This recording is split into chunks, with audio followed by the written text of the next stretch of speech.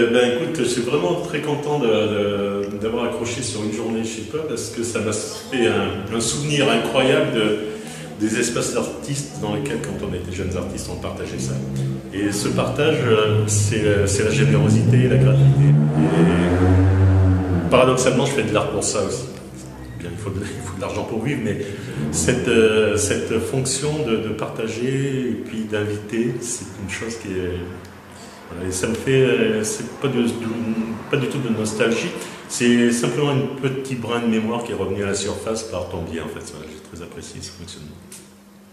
Voilà, et on peut dialoguer, je sais pas comme ça, mais voilà. Et ben après, là, du coup, personnellement, j'ai mis des derniers boulots. C'est assez drôle parce que j'ai fait un accrochage mural avec des choses entre guillemets classiques, fusain. Et ça, c'est le boulot que je viens de terminer la semaine dernière. Tu dis d'ailleurs que c'est pas un accrochage, c'est une installation. Oui, c'était une installation. Là, si on va parler de choses comme ça, c'est pas l'accrochage. C'est-à-dire que c'est la prise en compte du local dans ça. Et puis d'essayer à l'intérieur de ça, avec simplement des cadres et des plans, et de pouvoir faire une installation qui permet de lire l'espace d'une façon très simple et très sobre, comme ça, sans que ce soit un accrochage minimaliste. Pas une installation minimaliste du tout. Il y a des choses à voir. J'en ai un peu marre de trouver une photocopie sur 20 mètres carrés, ça me gonfle. Et donc c'est tout. Puis une petite vidéo qui relate un peu certains types de travail que je fais en vidéo aussi. Donc c'est sûr que financièrement, on n'a pas pu mener, je sais pas, un porte-avions de 15 mètres carrés, de 15 mètres de long dans la galerie. Mais on s'en fout un peu, c'était simplement le fait d'installer des surfaces dessiner, des surfaces peintes et de voir comment ça pouvait dialoguer.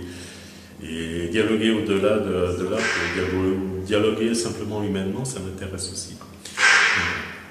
Voilà, ça c'est une vidéo où je suis un serbe fasciste et dans une administration, ça me fait une différence.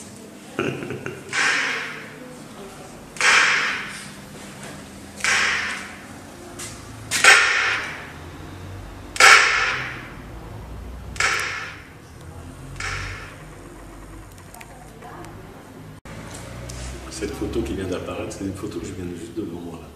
Je l'ai vendue samedi.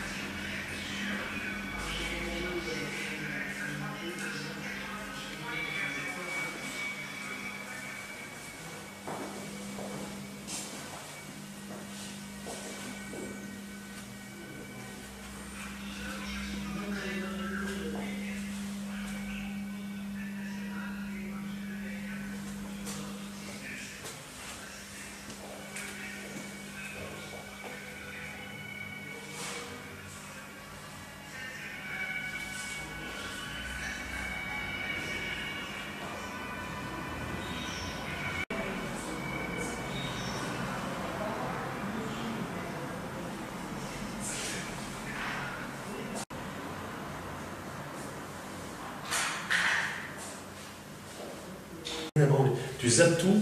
Et là, tu vois, par rapport à ce que je te disais, aux fonctions de réalisation, là c'est typique, tu arrives, tu fais le truc, et je fais réalisation. Mais cette mémoire, elle m'est apparue pas au préalable, c'est pas moi que je commençais à la faire.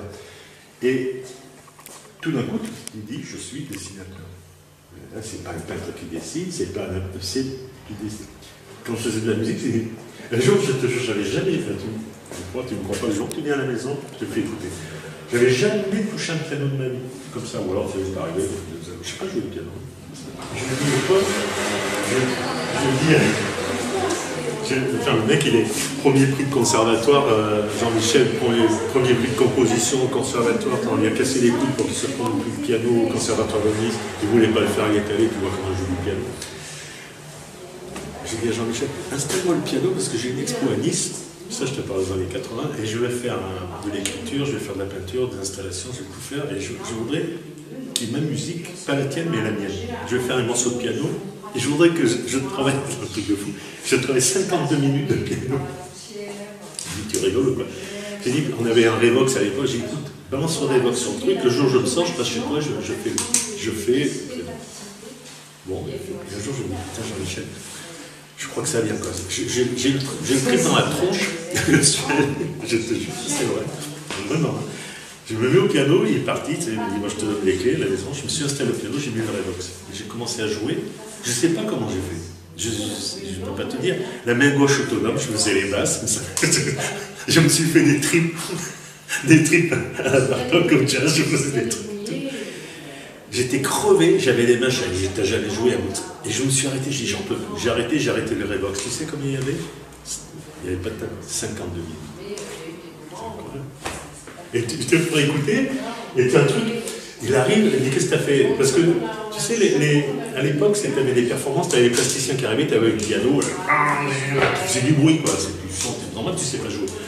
Et ça me fait chier. J'ai dit, mais comment on peut aborder, par exemple, un instrument, tu ne sais pas jouer, mais au lieu de faire du boucan, tu tapes dessus, tu fais des harmoniques, tu fais des mélodies, tu sais pas ce que tu fais, mais tu vas le faire. Je me suis éclaté la tronche, et j'ai toujours les bandes, et après j'en ai fait quelques bandes comme ça, où il y avait un piano, je prenais un truc, je faisais une heure de piano, et le mec dit, putain, ah ouais, il y a longtemps tu n'as pas joué, mais tu joues pas mal. J'ai dit, non, mais j'ai jamais joué, il me croyait. Parce que j'avais décidé que j'étais pianiste au moment où je faisais un truc con. Et un jour, c'est un joue du piano. Mais un jour, j'ai une, par exemple, pour te dire comment le type joue du piano. Et alors, classique, là, un jour, on a passé une nuit avec lui, on a dit, putain, Jean-Michel balance du Bach. D'un coup, je joue du Bach, mais jamais des pièces de Bach. À la façon de. Il n'y avait pas la façon de Jacuzzi, je te fais un main. Il jouait des compositions de Bach que Bach n'avait jamais fait. Mozart, c'est pareil, ça me fout. Et j'ai une expo dans une galerie à Paris, comme ça. Et on atterrit Duc des Lombards. Tu sais, sur le boulevard Sébastopol, Duc des Lombards, c'est le temple du jazz. Et on est au bar comme ça, on était une dizaine de potes, on était le vernissage, picole et tout. Et on commence à casser les couilles au mec en disant, putain, mais nous, on a un pianiste avec nous. Des impros, c'est pas possible. Même non, mais si vous savez, non, mais vraiment, on lui a tellement cassé les couilles qu'il a pris, à un moment donné, il dit, bon, allez, écoutez, cassez pas les couilles, on picolait, il dit, allez prendre le piano, et Jean-Michel, il est au piano. Duc des Lombards au piano, et il commence à jouer. Déjà, tout le monde s'arrête, il dit, attends, il y avait des blacks, des Américains qui étaient, deux pianistes américains noirs, le Duc des Lombards, qui étaient au premier. Ils descendent. Le mec, il commence à dire, mais lui, il joue comme ça. Il dit, ouais, non, mais lui, il est compositeur, il ne veut pas être pianiste ou quelque chose. Mais écoutez, et ils ont fait un truc extraordinaire avec les Blacks. Les Blacks sont descendus à côté de mon Jean-Michel qui était là, et ils ont fait des tournants comme ça. C'est pour te dire, le mec va toucher. Un jour, je lui ai dit, putain, Jean-Michel, on fait un truc guitare-piano. Il dit, mais t'as jamais joué la guitare, je dis, t'inquiète pas. Et on a fait des trucs guitare comme ça, on a des bandes enregistrées, et à un tel point que ça marchait, dès qu'il y avait des fêtes et tout à Nice dans les trucs, on arrivait, guitare, piano, synthé, piano, là, guitare, comme ça.